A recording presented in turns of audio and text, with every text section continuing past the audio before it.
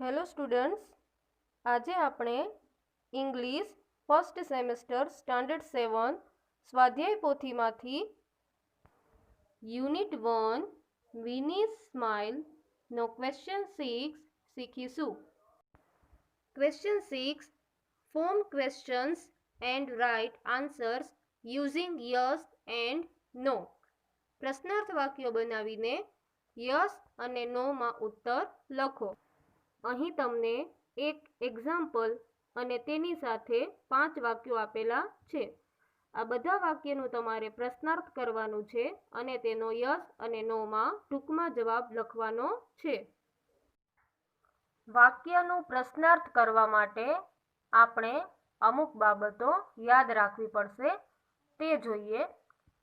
પહેલું, સૌપ્રથમ વાક્યનો કાળ ઓળખવો. બીજું, વાક્યનો કાળ ઓળખવા માટે ક્રિયાપદનું રૂપ જોવું. ત્રીજું, વાક્યનું ક્રિયાપદનું રૂપ V2 એટલે કે બીજું રૂપ હોય તો વાક્ય સાદા ભૂતકાળનું હોય છે. ચોથું, સાદા ભૂતકાળના વાક્યનું પ્રશ્નાર્થ કરવા માટે શરૂઆતમાં ડીડ મૂકવું પડે. પાંચમું, સાદા ભૂતકાળના પ્રશ્નાર્થ વાક્યમાં ક્રિયાપદનું મૂળ રૂપ એટલે કે પહેલું રૂપ લખવાનું હોય છે. છઠ્ઠું, સાદા ભૂતકાળના નકાર વાક્યમાં ડીડ નોટનું ટૂંકું રૂપ ડીડન્ટનો ઉપયોગ કરવો.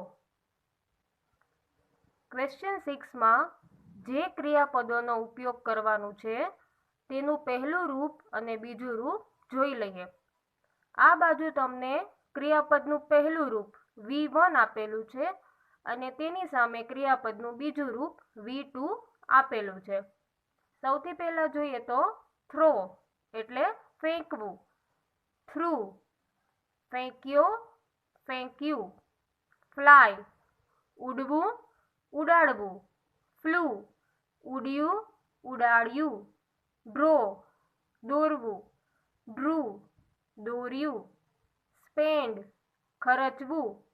સ્પેન્ટ, ખર્ચ્યું. ઈટ, ખાવું. એટ, ખાધું. વિન, જીતવું. વોન, જીત્યું. ક્વેશ્ચન 6માં એક્ઝામ્પલ આપેલું છે તે જોઈએ. Amol through the ball. અમોલે બોલ ફેંક્યો. હવે સૌથી પહેલા વાક્યનું પ્રશ્નાર્થ કરવા માટે આપણે તેનો કાળ ઓળખવો પડશે. કાળ ઓળખવા માટે આપણે ક્રિયાપદનું રૂપ જોવું પડે.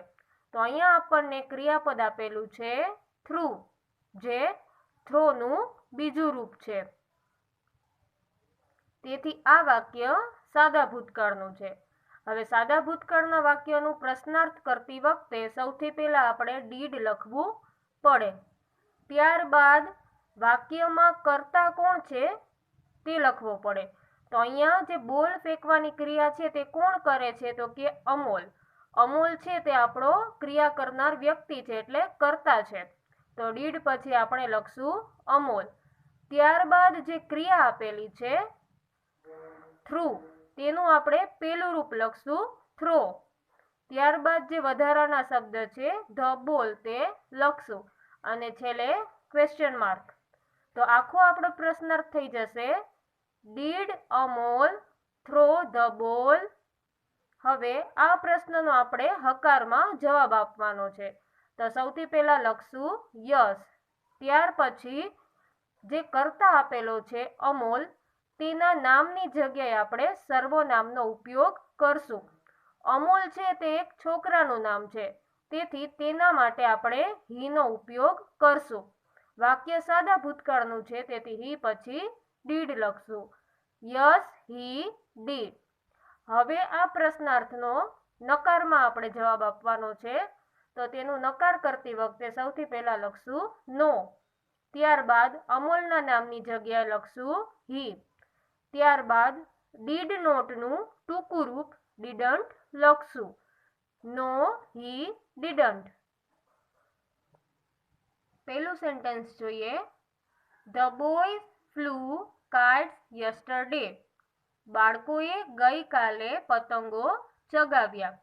આ વાક્યમાં આપણને ક્રિયાપદ આપેલું છે ફ્લુ, જે ફ્લાયનું બીજું રૂપ છે.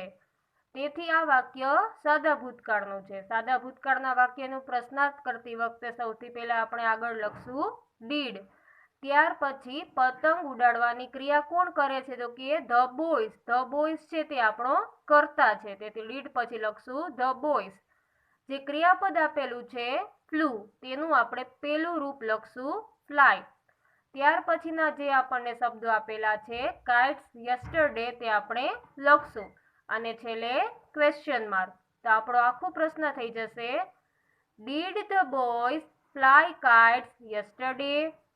હવે આ પ્રશ્નનો આપણે હકારમાં આન્સર આપવાનો છે. તો સૌથી પહેલા લખશું યસ. પછી આપણો જે કર્તા છે ધ બોયઝ, તેના નામની જગ્યાએ આપણે સર્વનામનો ઉપયોગ કરશું ધે. ધ બોયઝ છે તે બહુવચનમાં છે, તેથી આપણે અહીંયા લખશું ધે. ત્યાર પછી સાદા ભૂતકાળનું વાક્ય છે, તેથી લખશું ડીડ. Yes they did. હવે આ પ્રશ્નનો આપણે નકારમાં આન્સર આપવાનો છે, તેથી સૌથી પહેલા લખશું નો. ત્યારબાદ ધ બોયઝની જગ્યાએ આપણે સર્વનામનો ઉપયોગ કરશું ધે અને ડીડ નોટનું ટૂંકું રૂપ ડીડન્ટ લખશું. No they didn't. બીજું સેન્ટેન્સ જોઈએ. Megha drew a lovely picture. મેઘાએ એક સુંદર ચિત્ર દોર્યું.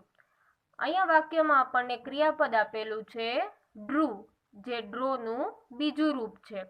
તેથી આ વાક્ય છે તે સાદા ભૂતકાળનું છે. હવે તેનો પ્રશ્નાર્થ કરવા માટે સૌથી પહેલા લખશું ડીડ.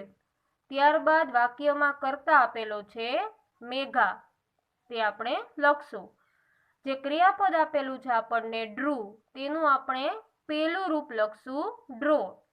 ત્યાર પછીના જે શબ્દ છે અ લવલી પિક્ચર, તે આપણે નીચે લખશું અને છેલ્લે પ્રશ્નાર્થ ચિહ્ન મૂકશું.